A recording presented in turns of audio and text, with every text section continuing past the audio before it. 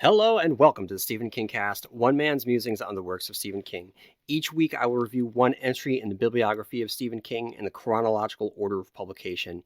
And this week I'll be reviewing a movie that currently holds a 30% Rotten Tomatoes rating based on Stephen King's 2001 novel, Dreamcatcher. Starring Morgan Freeman, Damian Lewis, Jason Lee, Donnie Wahlberg, Tom Jane, Timothy Olyphant, and Tom Sizemore, this movie certainly has some serious acting chops. Plus, one of its writers was William Goldman, the screenwriter responsible for Butch Cassidy and the Sundance Kid, Misery, The Stepford Wives, All the President's Men, Marathon Man, The Princess Bride, Chaplin, and the other writer was director Lawrence Kasdan, who wrote The Empire Strikes Back, Return of the Jedi, The Bodyguard, and wrote and directed Body Heat, The Big Chill, Grand Canyon, Wyatt Earp. And the cinematographer John Steele had worked on such classic films as Lorenzo's Oil, The Hitcher, Gorillas in the Mist, Rain Man, Dead Poets Society, The Firm, The English Patient, Ghosts of Mississippi, The Talented Mr. Ripley, Harry Potter and the Sorcerer's Stone, and most recently, Mad Max Fury Road. Simply put, guys, there is a lot, and that's putting it as an understatement, a lot of talent in this movie. A lot. And as you know, the novel is not one of King's best. But at least he had the excuse that he was recovering after having been nearly killed in a car accident. Or rather, he was killed, then came back. The novel was comprised of a number of really cool ideas that never really came together into anything meaningful. So William Goldman and Lawrence Kasdan, two experienced, incredibly talented filmmakers, could have taken these basic ideas from King's flawed novel and done something completely different. Instead, they decided to keep it pretty much as is, and somehow made the shitweasels even more unintentionally hilarious than they already were. This movie stands out as an example of why filmmakers should change plot points and events from a novel to serve the medium in which they are currently working. This could have been an example of how the movie can be better than the book, and with a few changes, it could have been great. I still stand by the concept. A group of 4 friends on a hunting trip encounter a crashed spaceship in the winter woods. That's a great concept, guys. Maybe it isn't the most original, but it's a hook, and I'm there. I just really wish that Goldman and Kasdan had done something differently. This could have been out of this world. But instead, it belongs in the toilet like the shitweasels themselves. On a positive note, I remember seeing this in the theater, and because it was a Warner Brothers presentation, Warner Brothers was gearing up to promote The Matrix Reloaded and The Matrix Revolutions. So before these movies came out, there was a short animated film called The Final Flight of Osiris playing in front of Dreamcatcher. And that was a fun experience, and I wish that we had more short films in front of our movies. It just adds a little extra spice when you go to the theater. All right, everyone, before I get to the review itself, I want to read a listener email. And as you guys know by now, you know that I love getting listener email and being able to share them on the air. So if you have any experiences with Stephen King that you want to share with everyone, then feel free to write to stephenkingcast@yahoo.com. Or if you have a thought on one of his books, or if you have a different opinion than something that I have shared, I mean, I want this to be a discourse, so, feel free to write. So our message today comes from Katie, who writes, "Hi, I love your podcast. I recently read Horns by Joe Hill and then listened to your review, which was excellent, by the way." Now I'm going to start myself. Big spoilers, guys, for Horns. If you have not finished Horns or you haven't read Horns, then I would stay away for just a couple minutes while I get into this, because we're talking about a pretty major plot point here. So Katie writes, "However, one of the main things that I am grappling with from the story and wanted to hear your take on something that you did not mention at all. Do you think that Marin actually got in part what she wanted, and that she didn't want to linger on through her disease and turn into a horrible person like her sister?" And I was trying to work out if it was sort of be careful what you wish for scenario. Her death was in a horrible circumstance, but was it better or worse than fading away and becoming someone else who was horrible to those she loved? But then where does it leave Lee? Is he doing good or evil or something in between? Is he the mirror image of Ig, who we think is bad but is really good maybe? It really blew my mind, and I'm still not sure what I think. I love Joe Hill's writing in that it is not obvious who is the good and the bad. It is like real people with potential for both good, evil, and indifference within them. Anyway, I would love to hear your ideas on it. Cheers, Katie. Katie, great point, and it's one that I never thought of. So your first question, yes, I do believe that Marin got what she wanted. And that was that she doesn't get to linger. And keeping with the theme of Dreamcatcher, which is about cancer and something invading you and taking you over and turning you into a monster, I think that this is a very appropriate email to read, as that is everything that Marin had wanted to avoid, right?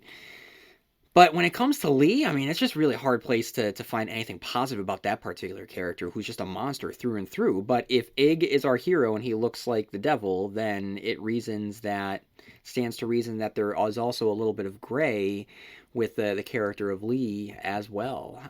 But I think that what you write here, I think that is a great interpretation, that there is a little bit of multiple aspects of the human existence to reside within each of us, and that what we would expect to be simply good or evil is actually comprised of a myriad of human emotions. I think that you're right. I think that that's absolutely it. So, Katie, thanks for writing in, and everyone, like I said, feel free to do the same by writing into stephenkingcast@yahoo.com, and if you have not done so, head on over to iTunes to leave a subscription and a review over there, because any subscription and review will go a long way in supporting to get Stephen Kingcast out there.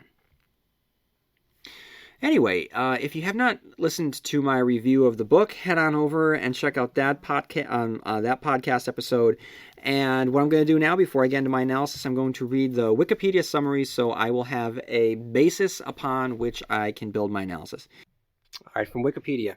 Jonesy, Beaver, Pete, and Henry are 4 friends on an annual hunting trip in Maine. As children, they all acquired telepathy, which they call the line.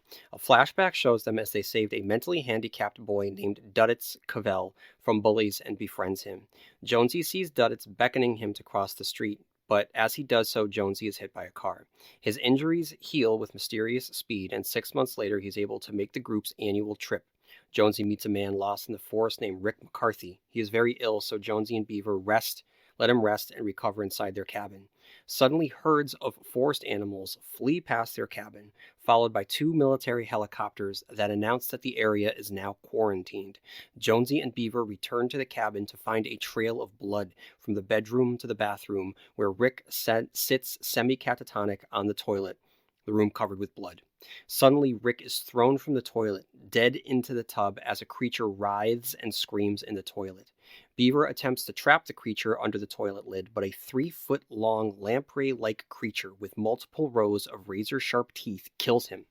Jonesy tries to escape, but is confronted by a large alien called Mr. Gray, who possesses Jones's body and emits a red dust around the entire cabin. Nearby, Henry and Pete crash their red Land Rover to avoid running over a frost-bitten woman from Rick's original hunting party. Henry walks for help while Pete stays with the woman. She dies and also excretes a worm, which Pete barely manages to kill. Mr. Gray then tricks and kidnaps Pete, but Jonesy telepathically warns Henry to stay hidden. Henry returns to the cabin to find Beaver dead and the worm that killed him laying a group of eggs. In order to kill all of the alien larvae, he sets fire to the cabin. Meanwhile, an elite military unit specializing in extraterrestrials, led by a slightly unhinged Colonel Abraham Curtis, seeks to contain everyone exposed to the aliens, jailing them in a fenced-in concentration camp. Colonel Curtis is planning to retire after this operation and will pass the torch along with a pearl-handled stainless steel .45 pistol to Captain Owen Underhill, his trusted friend and second in command. The two lead a helicopter airstrike into a large forest clearing where the aliens' spaceship has crash-landed. The aliens use telepathy to distract the pilots, but the 4 Apaches and Curtis's little bird massacre most of the aliens with miniguns and missiles. The alien ship then self-destructs, destroying the remaining aliens and 2 helicopters. Jonesy, conscious within his mind, retraces his memories of the area while watching Mr. Gray use his body. Mr. Gray tries to coerce Pete into cooperating but bites him in half when he refuses. Jonesy realizes that Mr. Gray possessed him not by chance but to access past memories of Duddits, which he needs. Jonesy locks his memories in a mental warehouse to deny Mr. Gray the knowledge he seeks. Henry arrives at the fenced-in camp only to realize that Colonel Curtis plans to kill all of those quarantined. Henry convinces Captain Underhill to prevent this by inviting a larger U.S. Army unit to relieve Colonel Curtis and takes over the entire operation. Henry and Captain Underhill go to Duddits' home, with Duddits informing them that Mr. Gray is headed for the Quabbin Reservoir, which serves Boston, to seed the water with alien larvae. Colonel Curtis, realizing the danger that still looms the entire planet, leaves the camp in his armed little bird and tracks down Henry, Captain Underhill, and Duddits via a microchip in the Gift 45 pistol. At the reservoir, Owen Underhill is strafed by Curtis's helicopter and mortally wounded, but not before he shoots Curtis down. In the reservoir's pump house, Henry uses Underhill's machine gun to kill Mr. Gray's first worm, but cannot decide if Jonesy is possessed. Duddits confronts Mr. Gray, who finally exits Jonesy's body. The two struggle as Duddits reveals himself to be a different race of alien. Both aliens explode in a cloud of red dust, which briefly resembles a Dreamcatcher. Jonesy, now himself again, steps upon the final larva worm before it can escape and contaminate the reservoir. Analysis. The Warner Brothers logo appears on the screen in the midst of a snowstorm, and that's one thing that I just love about Warner Brothers movies. Their logos, they always match the movie that they appear in front of. With that gone, the familiar Castle Rock lighthouse shines its light across the snowy world. And then we get an early 2000s introduction of surreal images of ice and darkness and pieces of a Dreamcatcher. And to me, watching this, it felt like a ripoff of the X-Files opening. The music is distinct, however, unsurprisingly because it's composed by James Newton Howard.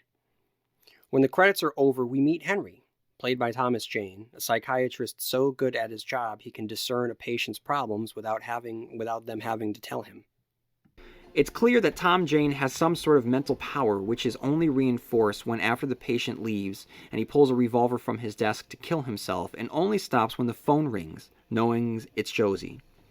They make plans for Saturday and drop their catchphrase SSDD, and as we all know, Stephen King loves his catchphrases. Now this, by the way, is the first of two Stephen King movies in which Tom Jane has attempted suicide by gunshot, the second being Frank Darabont's The Mist. Jonesy demonstrates to his student and to us that he too has mental abilities, all the while insulting Pittsfield, Massachusetts. Its name might be the Pitts, but the town itself is a nice little Berkshire's locale. We are then introduced to Pete, played by Timothy Olyphant, who I always wanted to play Randall Flagg. Pete, backed by Olyphant's charming self, walks a customer through her day in an attempt to find her keys, giving her and us a play-by-play using his magic mental powers. He's helpful, he's nice, but it's clear that the woman, who he's asked on a date, is completely weirded out. And then we meet Beaver, played by Jason Lee, the toothpick-chewing joker of the group. He calls Jonesy, tells him to be careful, and as they talk, Kasdan has a very effective demonstration of how these friends who have precog abilities, how they're able to speak to each other. Beaver is writing SSDD in the fogged-up glass of the phone booth as he asks Jonesy how's it going, knowing that he'll answer, and as soon as he calls him, tries to get off, knowing that Jonesy is heading back to his wife and kids. The longtime friends don't react strangely to their powers. It's just a part of their lives and themselves. It's a supernatural way to comment upon the very real-world experience of friends sharing the same tics, mannerisms, inflections, and sayings. It's what happens when you're around each other for a long period of time. The movie gives it a supernatural edge, but it's still very honest. So far, I'm really into this movie. I like all of the actors, and though they haven't spent much time with each other, I'm enjoying their interaction with one another. The cinematography is great. I'm intrigued at the suggestion of their powers and how it appears very everyday and natural to each of them, but when viewed upon from an outsider, is considered freakish. So far, I just gotta say, I'm really enjoying this movie. I'm hooked. Jonesy then does not follow Beaver's advice and walks into the street. and immediately gets hit by unfortunate early 2000s special effects. In the ambulance, we get our first glimpse of young Duddits, who hovers over Jonesy to keep him alive.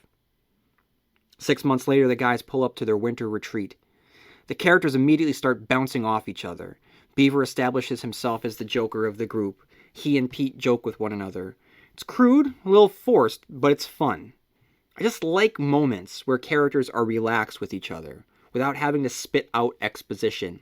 Like what happens with Henry and Jonesy as they talk about Duddits, specifically how Jonesy saw Duddits beckoning to Jonesy across the street. Regardless, it's a mystery, and it is mysterious. It's enough for me, and I'm still really enjoying the movie. Later, while they sit around the table drinking beers, they discuss the memory warehouse, a great concept with great visuals. A life's memories are all interpreted as box files in a massive library, and we get a sequence of Jonesy organizing his warehouse, keeping his most important files in a special room. It's a surreal sequence set within a very recognizable and familiar scene of old friends talking about the old times. At one point, Jonesy, from his memory warehouse, looks out at himself, sitting at a table with his friends. It makes the scene, which I've already said is recognizable and familiar, fresh and unique. They toast to Duddits, their Dreamcatcher, and to 20 more years of heading to the hole in the wall. And we get our first flashback, which has to intentionally connote Stand By Me. We get the backs of 4 boys walking along train tracks. Rather than Castle Rock, however, we get Derry, Maine, just as it was in the book, the setting for the horror fest, It. And I love watching a movie set within a familiar Stephen King location. Our 4 heroes encounter Duddits being tortured by some bullies. The boys stand up to the bullies, showing their bravery. It's a bit over the top, very heavy-handed, but whatever. Still not enough for me to check out at this point. They help out Duddits. Beaver starts singing Blue Bayou by Roy Orbison, and then Duddits starts talking. Of all of the things that could have been changed, Lawrence Kasdan and William Goldman decided that Duddits shouting, "Ooby dooby doo, where are oo?" and "I Duddits" was something worth keeping. Now, I'm not an expert on mental handicaps, but how can this be anything other than offensive? Like I said, I'm not an expert, but I've never met someone who shoves their arms in the air and shouts, "I'm Duddits." Unfortunately, the scene breaks. What has felt like a very natural and lived-in relationship among these friends. An early 2000s Deer Hunter. And Henry and Pete go to town while Jonesy and Beaver wait for their prey as the snow starts to fall. And right as Jonesy is about to bag a deer, he spots Rick staggering out of the forest. Rick, disoriented, covered with red patches, briefly mentions that he's lost the people that he was with, an ominous phrase. As Jonesy sits him down, he begins burping. Now here's the question, guys. Is burping scary? Is it frightening? When I reviewed the book, I talked about how I had written off the book entirely, and that's not fair to the book because the first half of the book is actually incredible, and the body horror aspects that are found within the novel are very, very effective, and that includes everything that happens with Rick and the whole bathroom scene, and it's very disturbing. Now I'm pondering this a little bit, how it plays out on the big screen. Because I guess we just need to ask ourselves here, what's the point of the burping? I would say that it's A, to convey that there's something physically wrong with the character, and B, to convey a sense of impending doom or dread that whatever is wrong with him will negatively affect his character. So if those are the 2 reasons behind the burping, then surely there has to be a better way to convey that information, because it's one thing to read about burping and flatulence, right, on the page. But it's another thing to just straight out include it on the screen. It doesn't have the same effect. And I just believe that it, unintentionally, however you cut it, invokes some level of comedy. So rather than burping, why can't he just clutch his stomach in pain? I mean, that would be one way to convey that something is wrong physically. I mean, what if he just rambles deliriously? Or you could have him say anything that would be inherently creepier than the burping.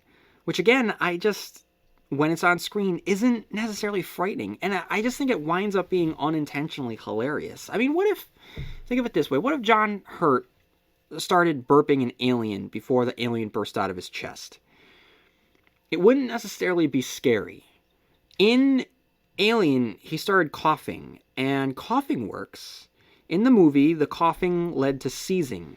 It was a series of rapidly escalating physical reactions, and before you could make sense of one, he was already in the throes of another. So, you know what? I guess I'd argue that the way that Ridley Scott filmed it, a burp would have been unsettling because it would have been burp, cough, seizure, and you would still be lost in the helplessness of that moment. Okay, so I guess a burp can be scary. It's just how you film it. Here, it's just all burp, and that to me doesn't really do anything. It takes me out of the moment. Regardless, we then get a great shot of the lonely road filling up with snow. A single stretch of road cut through what appears to be an endless forest that is now coated in white. It's a beautiful shot, guys. Peter starts drinking on the ride back and starts giving a preemptive speech about how he never does this, while Henry fills him in about how he almost killed himself when he was stopped by Jonesy, who then walked in front of a car on that very same day. Beaver returns to the cabin and meets Rick, and Beaver points out the discoloring on his face. And then Rick begins belching and farting, and yeah, it's bad. I mean, I won't beat a dead horse, but it's just not good. I will say this, though. The quick focus on his belly moving, it's pretty creepy. And the fact that Josie noticed that it was his chest that had been bigger when he'd first gotten there, and now that it's his belly, it's enlarged, it's very effective. Henry and Pete floor the truck in order to get up the snowy hill, which is a technique that I'm very familiar with, as I have to do the same thing to get to my house every time it snows. They narrowly avoid hitting someone in the middle of the road, which causes a car crash. As Henry pulls Pete from the wreck, they at least have a good time laughing about it.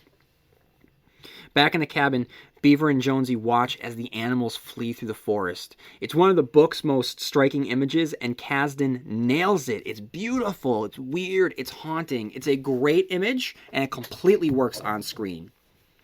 Henry and Pete approach the woman in the road who is clearly suffering from the same ailment as Rick. And then back in the cabin, a helicopter flies over the cabin, and the chopper tells them that there's a quarantine. Terrifying concept. Infected animals fleeing the unknown, a sick man inside, a military helicopter in a quarantine. It's all terrifying. Henry leaves Pete alone with the woman, while back in the cabin, Jonesy and Beaver spot what looks like gallons of blood leading into the bathroom. I really like the moment as Beaver and Jonesy discuss breaking down the door, and once they break into the bathroom, we get a truly disgusting scene. Red fungus and gore and blood spatter the walls.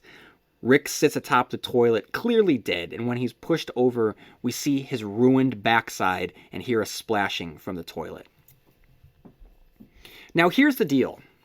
When I first saw the movie, when I first read the book, I really criticized the shit weasel.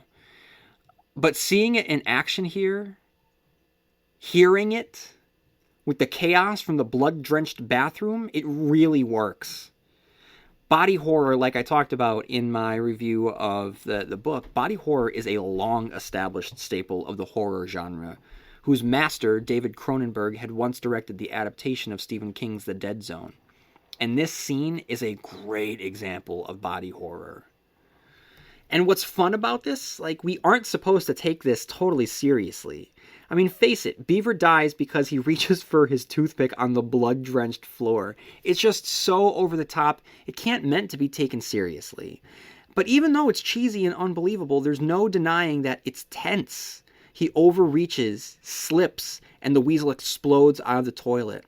The body horror continues as the weasel bites off Beav's fingers. There's an awful moment where Jason Lee pretends to wrestle with a CGI creature. The weasel looks great, but the moment is unconvincing. Kasdan and Goldman effectively sell the thing's intelligence as it attacks the doorknob as well as its viciousness as it starts biting through the door. The door slowly opens, and the weasel slides out and joins with its master, the translucent, slimy, towering alien Mr. Grey. Again, this is a great design, and the alien looks like our traditional gray alien on steroids. The alien then explodes into a sea of red mist, which Josie then sucks in.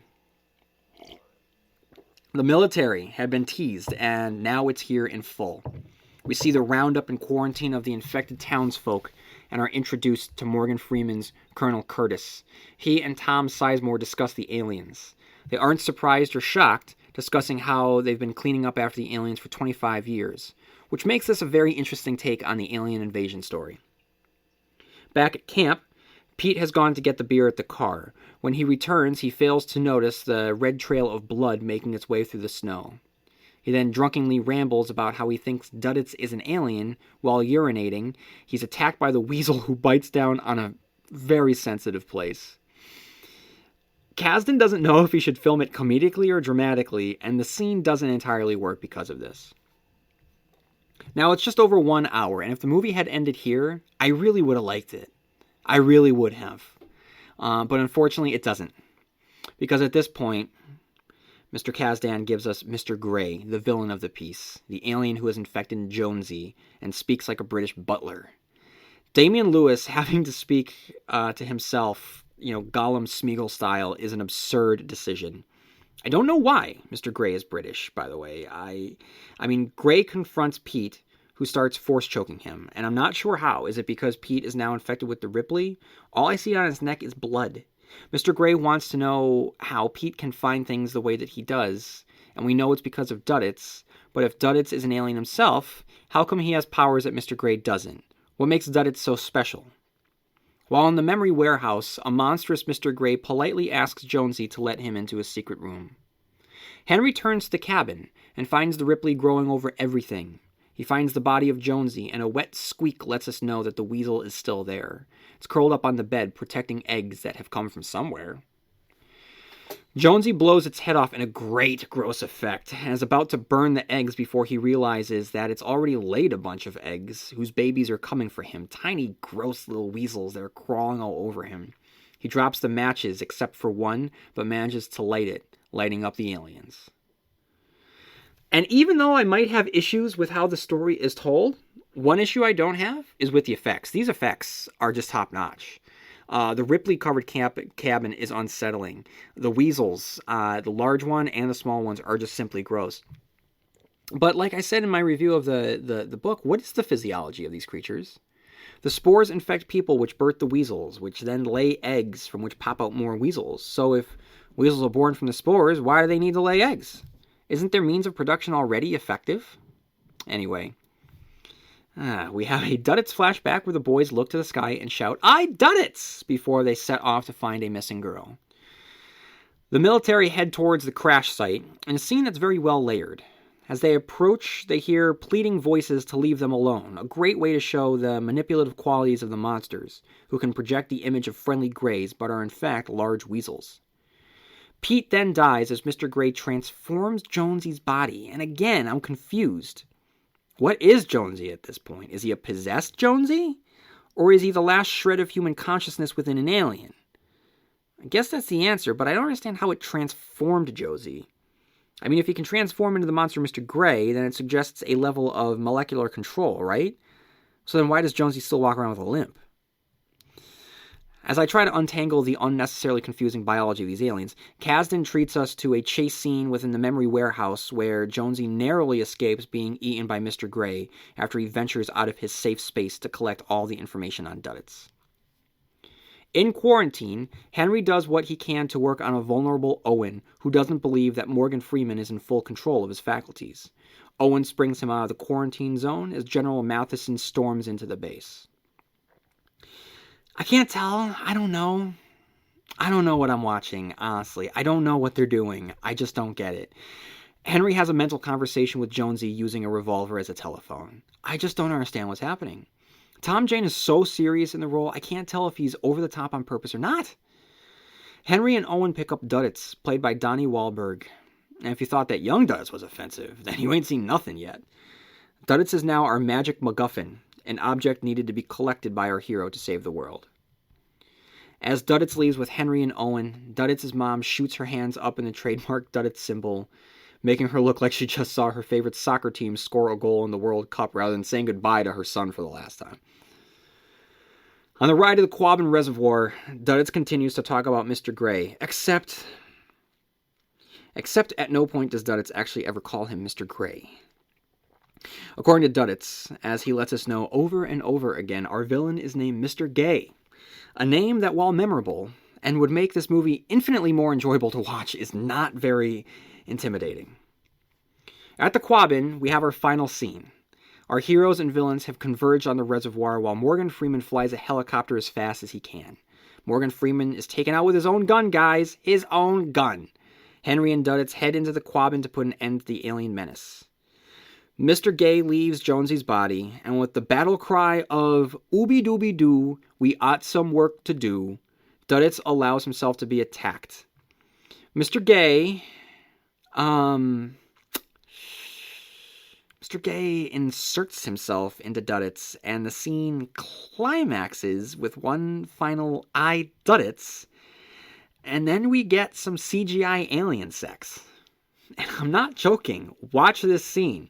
Alien Duddits and Mr. Gray are totally having sex.